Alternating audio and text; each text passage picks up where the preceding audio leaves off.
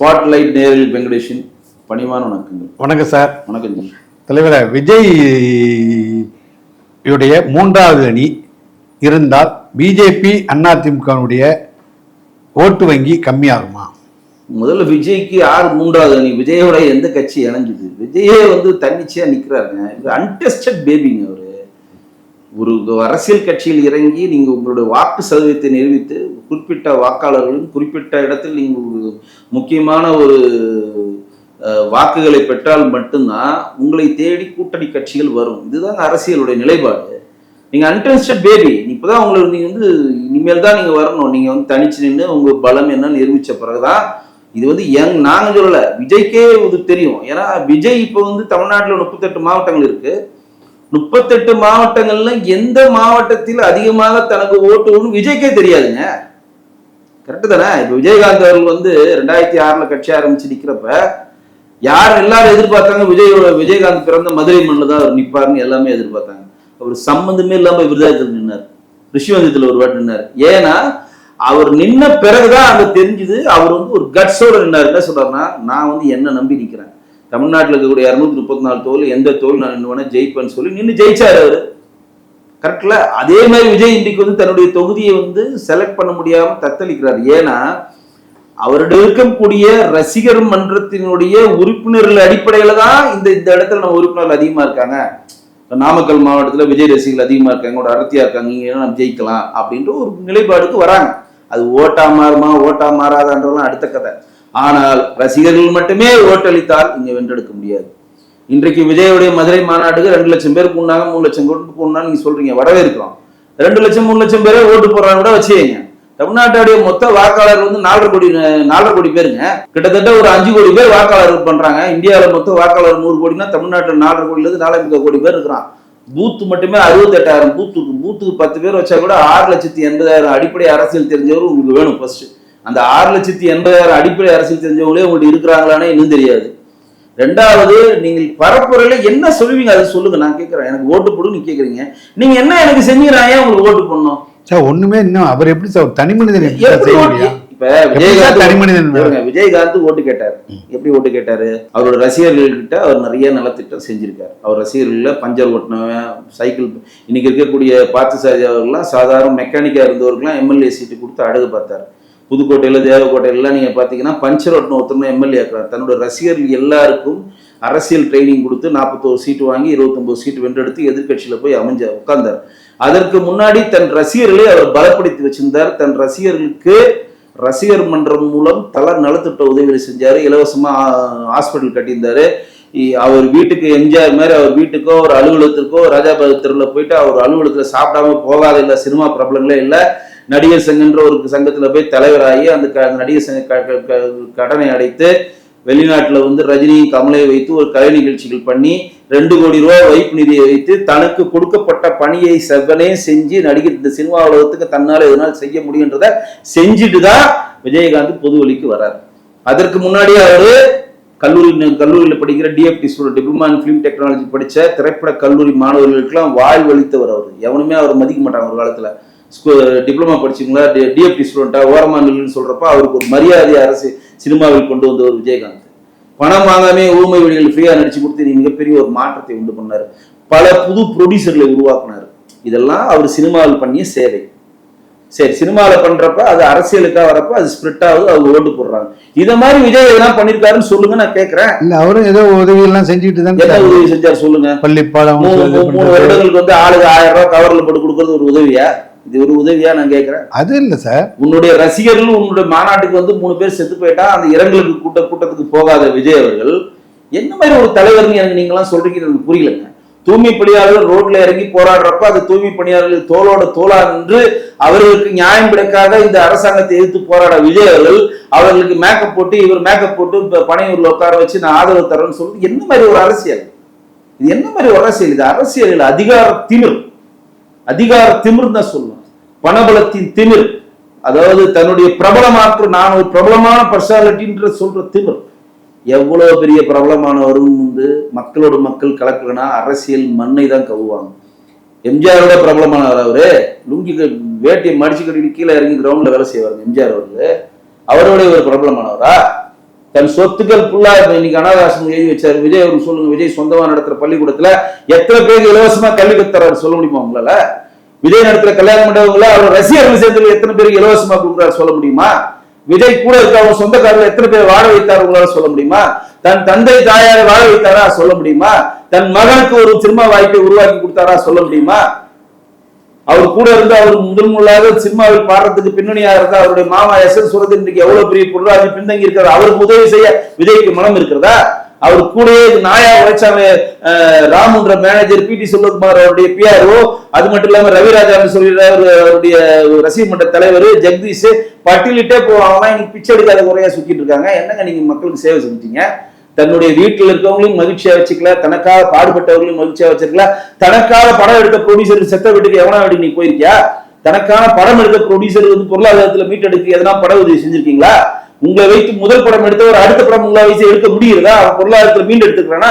ஆனா நீங்கள் அந்த படம் பெருசா இட்டான மாதிரி ஒரு கட்டமைப்பை ஏற்படுத்தி எந்தெந்த விடுமுறை நாட்களோ அந்த நாட்கள் உங்க படத்தை ரிலீஸ் பண்ணி படம் சூப்பர் ஹிட் இல்லையோ அவ்வளவு வசூல், சர்க்கார் இவ்வளவு வசூல், அந்த இவ்வளவு வசூல் தவறான ஒரு பரப்புரை இணையதளத்துல பரப்பிதான் நீங்க வந்து சக்சஸ் பண்றீங்க. தவிர இங்க ஒண்ணுமே நடக்கலைங்க. தயவு செய்து புரிஞ்சுங்க. டேட்டாவா சொன்னா நீங்களா வந்து அழுவீங்க. தன்னை சார்ந்த வீட்டுக்கும் எதுவும் செய்யவில்லை, தனக்காக உடைத்த மக்களுக்கு எதுவும் செய்யவில்லை, தன்னை வளர்த்தெடுத்த பெற்றோருக்கு எதுவும் செய்யவில்லை, தன்னை தூக்கி வளர்த்த சொந்தக்காரர்களுக்கு எதுவும் செய்யவில்லை, தனக்காக பாடுபட்ட ரசிகர் மன்ற தலைவர்கள் மற்றவர்களுக்கு எதுவுமே செய்யாத விஜய் அவர்கள் மக்களுக்கு என்ன செய்ய போகிறார்? அவர் என்ன செய்வார்? அவருக்காக நான் ஏன் ஓட்டளிக்க வேண்டும்? இந்த கேள்வி ஒரு சாமானியன் கேட்பனா இல்லையா? இப்ப விஜய் ஓட்டு கேட்க வரீங்க, நான் எதுக்கு நம்ம ஓட்டு பண்ணணும்?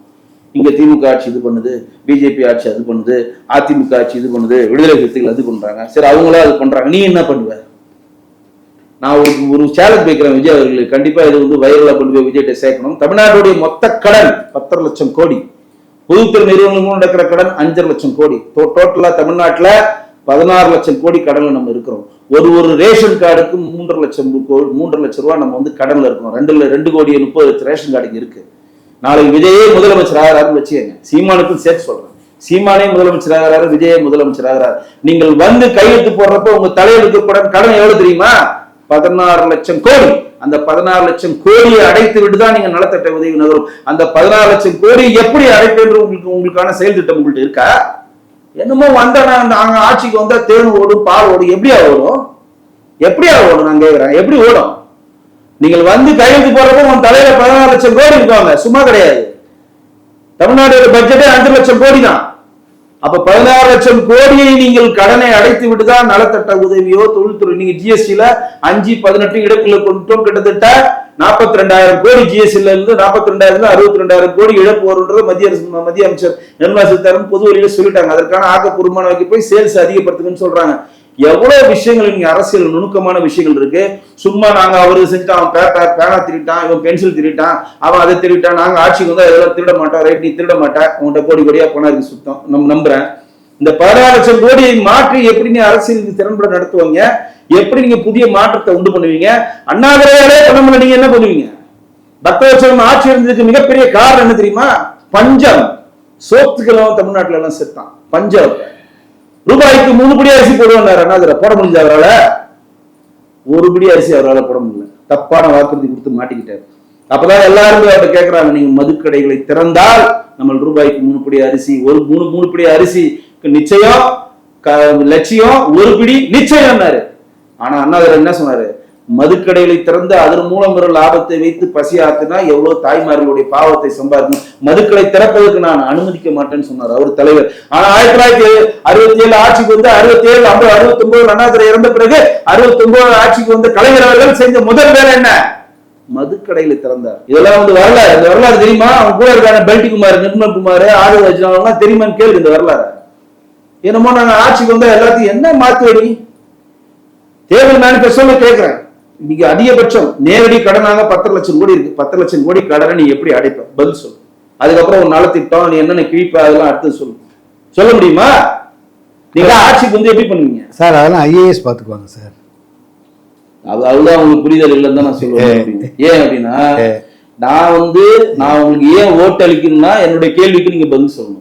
இப்ப நான் வந்து பிஜேபி வந்தால் இந்த கடனை மடைமாற்று பண்ணு நாங்க சொல்றோம். டபுள் சர்க்கார்ல அதை மாற்ற முடியும் நாங்க முன்வைக்கிறோம். தொழிற்சாலைகளை கொண்டு வருவோம், ஜிடிபி ஏற்றுவோம், அதிகமான ஃபேக்டரிஸை கொண்டு வருவோம், வேலை வாய்ப்பு அதிகப்படுத்துவோம், தற்சார்பு பொருளாதாரம் மூலம் இங்கு கடன் வாங்க நிலைமையை மாற்றுவோம், மாசம் ஒரு தடவை மீட்டருக்கு கரண்ட் கட்டுற நிலைப்பாடு கொண்டு வருவோம், ஒரு வீட்லையும் ஒரு தற்சார்பு பொருளாதாரத்துக்கு மூலம் மேம்படுவதற்கான கண்டிஷன்ஸ் கொண்டு வருவோம், அவங்கவுங்க சிறுதொழில் கொள்வதற்கான கடன்களை வழங்கி இந்த கடனை படிப்படியாக குறைத்து ஜீரோ டில் பேலன்ஸா மகாராஷ்டிரா மாதிரி குஜராத் மாதிரி நாங்கள் கொண்டு வருவோன்ற திட்டம் என்னிடம் இருக்கிறது. உன்னிடம் என்ன இருக்கிறது? நீ டபுள் இன்ஜின் சர்க்காரா? யார் நீ? அரசியல் உங்களுக்கு என்ன சம்பந்தம்? 10 படம் நடிச்சுட்டு பழகிக்காக தான் நீங்க பெரிய தலைவர் ஆயிடுவீங்களா? விசில் அடிச்சா குஞ்சுகள் கை தட்டும். அரசியல் தெரிந்த எவனுமே உன்னை திரும்பி பார்க்க மாட்டான். இதுதான் உங்களுடைய நிலைமை. இது தயவு செய்து விஜய் புரிஞ்சுக்கணும். நீங்க நினைச்சீங்க ஒரு மாய உலகத்துல இருக்கீங்க. சைனார்ல வந்து டாடா காட்டினா உங்களை எல்லாம் கூட்டிடுவாங்க, நமக்கு வந்து கூட்டம் கூடுறாங்க எல்லாம். சிரஞ்சீவிக்கு 18 லட்சம் பேர் கூடாயா? வெறும் 18 எம்எல்ஏ தான் எடுத்தாரு சிரஞ்சீவி. கட்சியை விட்டு பிரமராஜ கட்சி மூடிட்டு கம்முன்னு போய் காங்கிரஸ் செதுரி நீ கட்சி வேணா அரசியல் வேணா எனக்கு கட்சி வேணா கொடியும் வேணா டாங்கு டக்கரன்னு சொன்னார் ராஜா ரஜினி. அந்த மாதிரி போய் உட்காந்துருக்காரு. ரஜினி அரசியலுக்கு வராம போனதுக்கும் சிரஞ்சீவி தான் காரணம். அவர் தான் கூப்பிட்டு சொல்லிட்டாரு, ஒழுங்கா வீட்டுல இருக்கு, தேவையில்லாத மாட்டிக்காது அப்படின்னு. நீங்க அரசியல் வந்து அவமானப்பட்டு கூலி நிக்கிறாரு. மக்கள் நீதி மையத்தினுடைய தலைவர் கமலஹாசன், அவர் பின்னாடி போனவங்க நீங்க எங்க இருக்கிறாங்க? அவன் பின்னாடி ஓடான பல தொண்டர்கள் எங்க இருக்காங்க? வாழ விடாம சாவ விடாம அவங்க பின்னாடி நிக்கிறாங்களே பாவம், அவங்களாம் இப்ப எங்க இருக்கிறாங்க? அவர் மட்டும் எல்லாரும் முட்டாளாக்கி ராஜ்யசபா வாங்கி உட்காந்துட்டாருல, அந்த மாதிரிதான் நீங்க பண்ண போறீங்களா? உங்களுக்கு நான் கேட்கிறேன், ஒரு குடும்பத்தை நன்றாக வைத்திருக்காதவன், ஒரு கிராமத்தை நன்றாக வைத்திருக்காதவன், ஒரு மாவட்டத்தை நன்றாக வைத்திருக்காதவன் ஒரு நாட்டை எப்படி நன்றாக வைத்திருக்க முடியும்? உன் குடும்பத்தையும் நல்லா வச்சுக்கல, உன்னை சுத்தி இருக்கக்கூடிய சொந்த பந்தங்களும் நல்லா வச்சுக்கல, உன் துறையுள்ள நண்பர்களுக்கு நீ எதுவும் செய்யல, உன்னுடைய ரசிகர்களுக்கு நீ எதுவும் செய்யல, நீ இவங்களுக்கெல்லாம் செய்யாம எங்களுக்கு என்ன செய்வ? முதல்ல வந்து உங்களுக்கு தேர்தல் மேனிஃபெஸ்டோல மக்களுக்கெல்லாம் என்ன நீங்க பண்ணுவீங்க அப்படின்றத ஆதவர்ஜுனா போன்ற ஆட்கள்லாம் வச்சு கேட்காம தெளிவாக என்ன செய்ய முடியுமோ அதை வந்து நீங்க கொடுக்கணும். ஃபர்ஸ்ட் அதை செய்வது நான் செய்யவில்லை, உங்கள் வரி பணத்தில் தான் செய்ய போகிறேன்றதை பொது வழியை நீங்க தெளிவுபடுத்தணும்.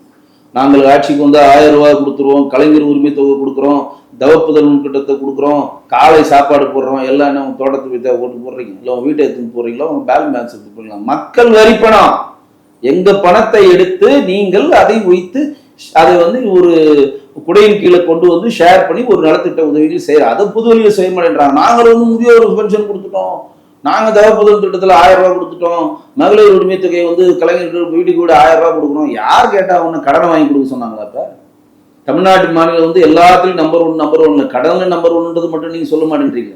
நாய்க்கடியில நம்பர் 1 இருக்கு தமிழ்நாடு. அதிகமான இறப்புகள் நடக்கிற மாநிலம் நம்பர் 1 தமிழ்நாடு. அதிகமான விபத்துகள் நடக்கிற மாநிலத்தில் நம்பர் 1 தமிழ்நாடு. அதிகமாக வந்து தற்கொலை நடக்கிற நம்பர் 1 மாநாடு தமிழ்நாடு. அதிகமான கிட்னி திருடுதல நம்பர் 1 தமிழ்நாடு. அதிகமாக கல்லீரல் திருட்டுல நம்பர் 1 தமிழ்நாடு.